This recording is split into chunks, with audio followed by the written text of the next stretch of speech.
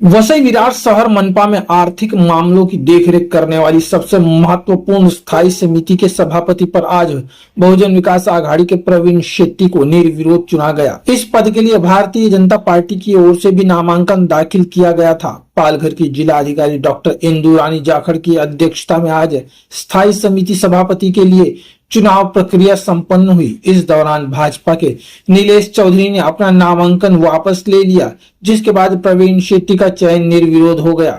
बिनविरोध माघार घेण्याचं एकच कारण की बहुजन विकास आघाडीचे जे नेते आहेत, प्रफुल्ल साने आहेत, नारायण मानकर आहेत, प्रवीण शेट्टी आहेत, यांनी आमच्या वरिष्ठांची विनंती केली की ही निवडणूक आपली बिनविरोध व्हावी। आमच्या वरिष्ठांनी तत्वतः मान्यता देऊन हे आम्ही बिनविरोध निवडणूक केली। यापुढे कशा प्रकारे महापौर मिळून सगळे एकत्र काम करून कशा प्रकारे काम पार पाडणार? या प्रकारे आम्ही मिळून मिसळूनच काम करणार आहेत। वसईचा एक पायंडा आहे की कुठलेही विरोधी पक्ष असो किंवा सत्ताधारी पक्ष असो, हे विकासासाठी एकत्र येतात आणि एकत्र काम करत असतात। प्राधान्याने कोणत्या कामासाठी स्थायी समितीमार्फत कुठला काम प्राधान्य म्हणजे लोकांची जी महत्वाची कामं आहेत, उद्यान आहेत, विज्ञानाचे उद्यान आहेत, इतरत्र आपले पॉन्ड निर्माण आपल्याला करायचे आहेत, अशा पद्धतीची विविध जी कामं आहेत महानगरपालिकेतर्फे ती करायची आहे स्थायी समितीतर्फे। मी माझे नेते लोकनेते हितेंद्रजी ठाकूर, युवा आमदार क्षितिजजी ठाकूर यांचा मी आभार मानेन। पक्षातले माझे वरिष्ठ जे नेते आहेत त्यांचा मी आभार मानतो का या पदासाठी माझी त्यांनी निवड केलेली आहे। माझ्यावरती जो विश्वास दाखवला आहे तो विश्वास सार्थ करण्याची जबाबदारी आता माझ्यावरती आहे, तर ते मी नक्कीच पार पाडेन। तिजोरीच्या चाव्या आपल्याकडे आहे, पहिल्यांदाच विरोधी पक्ष सुद्धा प्रबळपणे आपल्या समोर उभा असणार आहे। यावेळेस आपली कशा पद्धतीची भूमिका असणार आहे? तिजोरीच्या चाव्या नाही, लोकांचा विश्वास आहे आमच्या जोडीला आणि लोकांच्या विश्वासामध्ये आता कशी 5-5.5 वर्ष लोकप्रतिनिधी होते, काही कामं रखडलेली आहेत, काही बाकी आहेत, ती पहिले पूर्ण करण्याचा आपला प्रयत्न राहील। त्या कामासाठी आम्ही आज इकडे 16 सदस्य होते, 6 विरोधातले होते, पण आता त्यांनी माघार घेतलेली आहे, त्यांचे मी आभार मानतो आणि आम्ही 16 सदस्य या स्थायी समितीमध्ये आणि 115 सदस्य म्हणून या वसईकरांसाठी आम्ही काम करू।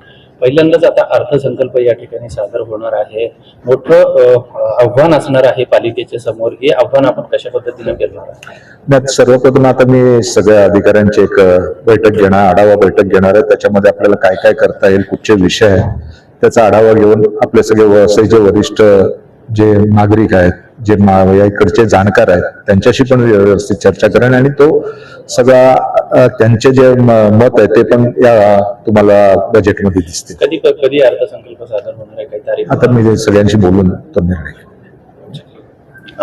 आनंद आहे, होणार होती, बिनविरोध झाली, याच्यात आनंद आहे।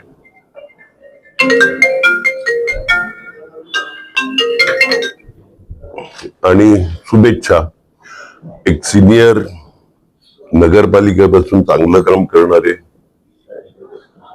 महानगरपालिकेत चांगलं काम केलं, महापौर पदावर बसले,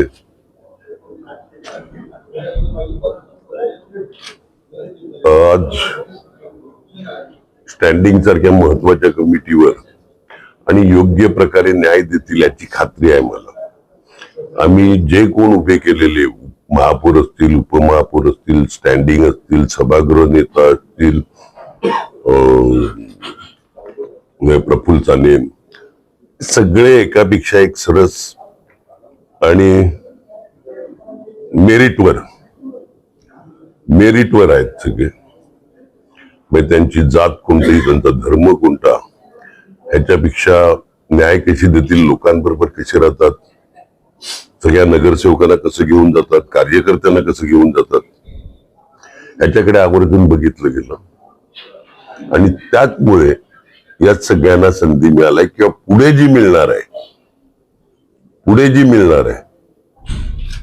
ते पण तुम्ही बघतील का योग्य व्यक्ती योग्य पदावर बसेल आणि मेरिटवरच बसेल।